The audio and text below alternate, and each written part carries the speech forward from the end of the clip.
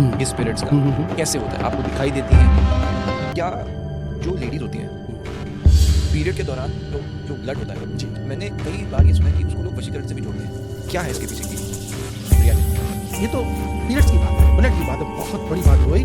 आपके जब ये लगा लो कि बाल से, आपके पसीने से, आपके कपड़े से, जो शक्ति है माँ का मक है, उससे ऊपर तो क्या ही है, कोई किसी का क्या बिगाड़ेगा। बट मैं ये समझना ये चाहता हूँ कि आपको जो आभास होता है ये स्पिरिट्स का कैसे होता है? आपको दिखाई देती हैं? आपको महसूस होता है? बिल्कुल दिखाई देती है, मुझे महसूस किया, मुझे दिखाई देती है। कैसा होता है, कुछ वर्णन कर सकते हैं? जैसे माँ के साथ आप कैसे व्यवहार करते हो? मैं तो हर व्यक्ति के अंदर ईश्वर बॉडी होती है, फिजिकल बॉडी है, नहीं, वो स्पिरिट कैसी होती है? नहीं। देखिए, अगर माँ को जिस रूप में भी देखना चाहोगे, आप अगर मेरे ऑफिस में अगर आओगे, देखोगे, मैंने माँ को तारा के रूप में मैंने देखा हुआ है, सात्विक रूप में देखा हुआ है। सात्विक इन द सेंस, जैसा मैं देख रहा हूँ माँ तारा को सात्विक रूप से, तो वो मुझे माँ वैसी ही दिखाई देगी ना। माँ तारा 10वां विद्या में आती है ना? अरे मैंने कहा सब एक है, आप तारा कह दो। 10वां विद्या की दूसरी विद्या है ये, तीसरी शॉर्टशी है, पहली काली है, दूसरी तारा है, फिर शॉर्टशी है। इस तरह से ये तो आप माँ तारा के रूप में? बिल्कुल, डेफिनेटली। ओके, क्यों? पर अरे कमाल, मुझे अच्छी लगती है, अपना भाव है। अपना भाव है। ओके, माँ देखिए, अब मैं आपको बताऊं, सब जगह माँ के पिंडी रूप है। आप अगर देखो, आप हिमाचल में जाओ ना, मूर्ति कहाँ है? मूर्ति तो आपने बनाई है, मैंने मूर्ति बनाई है वो। फिर तो इसलिए मेरा भाव जैसा है, मैं वैसा देखता हूँ, वैसा महसूस करता हूँ। मेरा प्रश्न था उन स्पिरिट्स के लिए, जैसे जो आपने बताया गोवा में गए क्रिश्चियन घर में। जी। तो मैं ये जानना चाह रहा हूँ, ये जो स्पिरिट है, माँ के दर्शन को तो एक अलग टॉपिक है। आप बता रहे ना कि जैसे गोवा में गए, वो जो शक्ति का अनुभव हुआ। मैंने एक बात आपसे बोली कि मेरे साथ सामने किसी माई के लाल के अंदर ताकत नहीं जो इस तरह की स्पिरिट जो है आके छू भी जाए, देख भी जाए। तो आपको फील कैसे होता है कि यहाँ पे एक नेगेटिव एंटिटी मौजूद है या नहीं है? ये कैसे पता चलता है? मैं बताता हूँ आपको। मैं वहां गया, उनको ये महसूस, गोवा की बात बता रहे हो? गोवा की बात, मैं वहां गया, उनको महसूस हो रहा है ना, उनको महसूस हो रहा है ना। मैं वहां गया, मैंने कहा आप बताओ जी, कह रहे हैं कुछ नहीं, अब तो सही है। ओके, रह कैसे जाएंगे पहले तो बताए ना, मैं तो महसूस तब करूं ना। मैंने भी एक वाक्य यूज किया था, आपने किया था, कौलाचार्य किया था ना, तो आप मुझे कौलाचार्य समझ लो, बस समझ लो या हो, मैं नहीं कह सकता। इट मींस आप पॉजिटिव होकर के ध्यान लगाओ, माँ को महसूस करो, आप ही ईश्वर हो।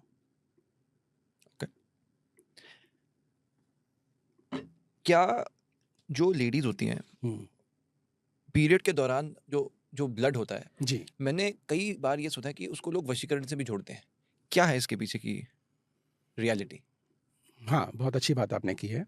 एक देखिए, आपके शरीर का अगर मैं बाल भी अगर तोड़ लूंगा तो आपके शरीर से वो अलग हुआ, आप पॉजिटिव हो, वो बाल आपका नेगेटिव है। ओके, किसी भी अगर वस्तु को 2 भागों में तोड़ देंगे तो एक नेगेटिव हो जाएगा, एक पॉजिटिव हो जाएगा। अंश तो वो आपका ही है। आपके लिए मिलने के लिए वो तड़पेगा, डेफिनेटली तड़पेगा ना वो। और उसकी जो जीवंत जो वो रहता है वो 1 महीने तक रहता है।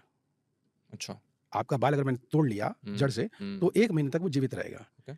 आप उस जिस भी भाव के साथ, अगर उस बाल को आप जिस भी भाव के साथ आप उसको प्रेषित करो, उस मैसेज दो, आपके पास वो मैसेज आएगा, क्योंकि वो आपका भाग है।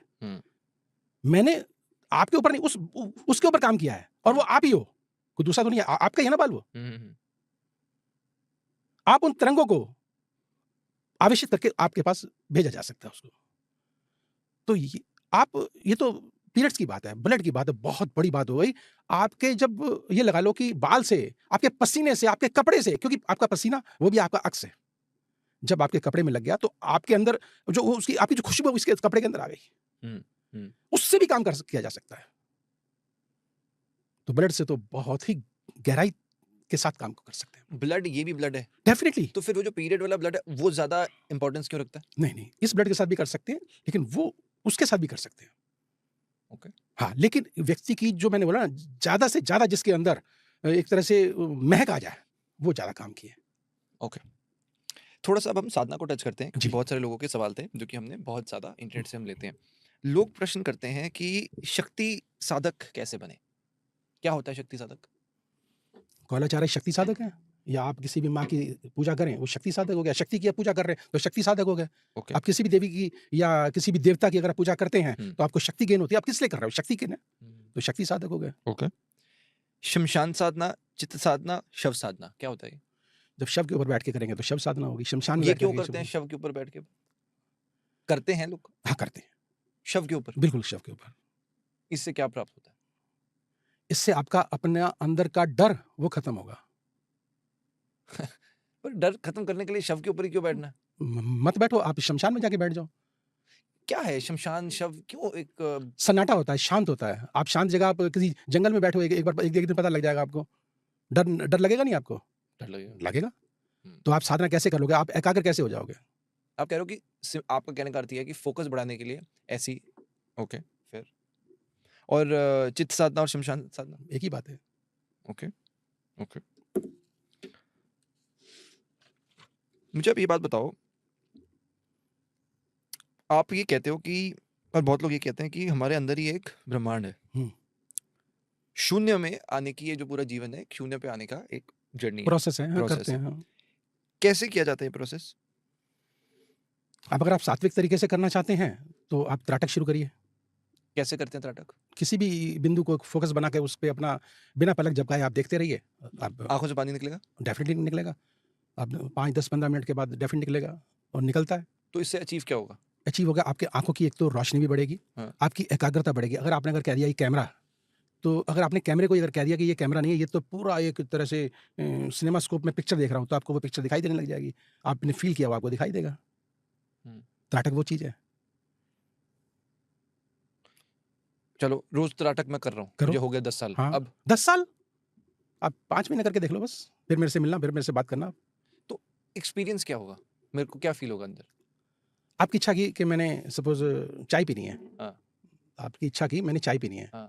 और घर में किसी ने भी आके आपको पूछा, राघव जी चाय पियोगे? ये लो चाय लो। मैंने चाय बनाई, चाय नहीं, चाय बहुत बढ़िया, चाय पी के जाना। अर्थात आपकी मन की इच्छाएं पूरी होने लग जाएंगी। तो व्यक्ति को चाहिए क्या? व्यक्ति किस लिए करता है साधना? मन की इच्छाओं को पूर्ण करने के लिए, और वो होने लग जाएगा। जो मन में आएगा उससे पहले ही जब चीज सामने पड़ी है तो क्या साधना तो फिर मस्त है। ओके, फिर अच्छा मुझे बताओ कि बहुत मैंने सुना है कि गुप्त साधनाएं भी बहुत सारी होती हैं। गुप्त साधना वही जो मैंने बताया कि संभोग के द्वारा ही पॉसिबल है। वो अलग कमेटी है, एक तरह से अलग चीजें हैं। वो चीजें, वो गुप्त साधना हुआ है। ये सात्विक साधनाएं जो मैंने आपको बताई हैं, ये आप करते रहिए प्रभु की कृपा से। और अगर उस तरफ जाएंगे तो वो फिर जो है वाम साधना हो जाएगी वो। अच्छा। हाँ, शून्य में जाने के लिए आपको मैं बता देता हूँ। देखिए, अगर आम नॉर्मल व्यक्ति भी, अगर हस्बैंड वाइफ अगर हैं, अगर इंटरकोर्स कर रहे होते हैं, तो उस समय लास्ट पॉइंट पर आके आप रुक जाइए। अगर वो इंटरकोर्स जिस समय भी कर रहे हो तो उस समय भी 100 तरह की दिमाग में उलझने होती हैं उसके, ठीक है। और लेकिन उस पीक पॉइंट पर पहुंचने के कोई उलझन नहीं होती, सिर्फ आनंद होता है। वो शून्य है। अब आप उस शून्य पे कितनी देर रुकोगे, ये आपके ऊपर है। ओके, ये गुप्त साधना है। Okay okay okay.